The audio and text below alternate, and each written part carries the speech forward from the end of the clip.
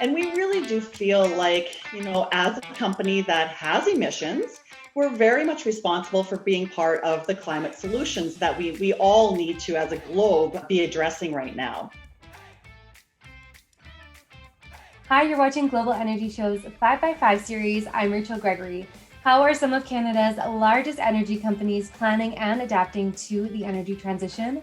Well, Rhona DelFrari, Cenovus's Chief Sustainability Officer and Senior Vice President, Stakeholder Engagement, is here to give us some insight on Cenovus's part in the global energy landscape. How did you transition from a journalism background, and how do you believe it adds value in the energy landscape? Most definitely a good lesson in never boxing yourself in with your career opportunities, because I can tell you right now that when I was a journalist, I would have never imagined that I would be an executive team member at an oil and gas company. I think a journalist's ability to be curious, ask questions, be able to take complex material and synthesize it into something that's very understandable, all extremely relevant. And especially the ability of a journalist to build relationships. So I do stakeholder engagement. And it's so important to really build trust with Indigenous communities and all of our stakeholders across the spectrum. As one of Canada's largest energy companies, can you tell us more about Cenovus and what its strategy is as the world moves through this energy transition? We're the third largest Canadian oil and natural gas producer and the second largest Canadian upgrader and refiner.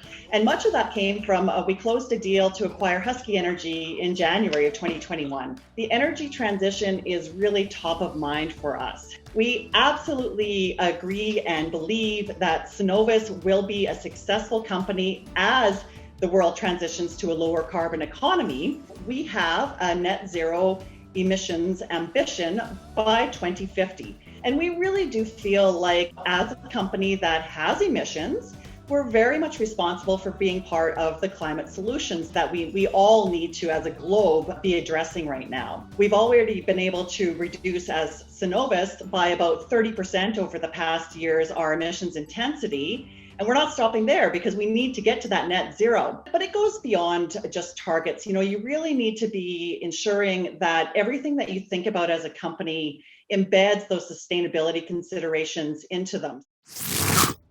What are some of the initiatives that Cenovus is undertaking when it comes to sustainability? Really, when it comes to the social part, the S in the ESG, we have really strong relationships with Indigenous communities, for example, that many of them are around our oil sands operations.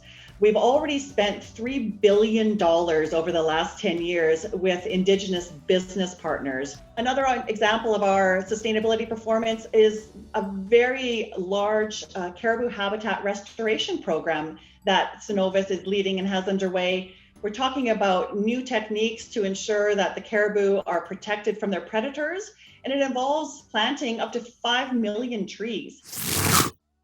How does a company like Cenovus ensure sustainability considerations are embedded in your company's decision-making? You aren't going to be a successful company unless sustainability is part of all of your business decisions. We strongly believe that. So it's not good enough that a project is going to make us money in the long run. It also has to fit in with our longer term sustainability goals. And those are all things that are considered at the time before we make a decision to proceed with a project. As we're building our strategy, as we're making decisions about what assets may be core or non-core for acquiring them or divesting of them, sustainability considerations are part of that.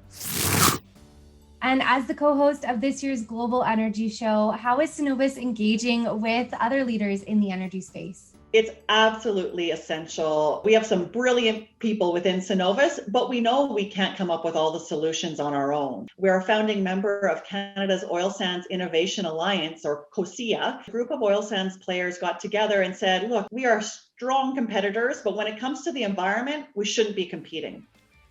Absolutely. Well, thank you so much, Rhona. It was really great chatting with you and learning about Cenovus's sustainability goals.